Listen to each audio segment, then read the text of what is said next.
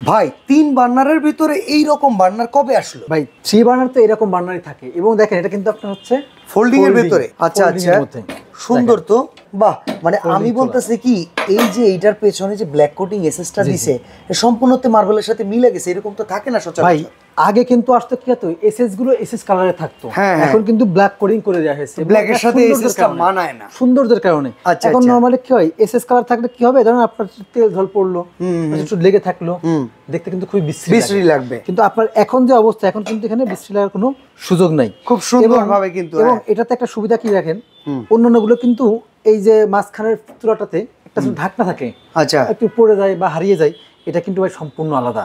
দেখেন এখানে কিন্তু ছোট একটা বার্নার দেওয়া। ওকে, আর এটাও কিন্তু সম্পূর্ণ ছোট বার্নার হলো পিতলের বার্নার।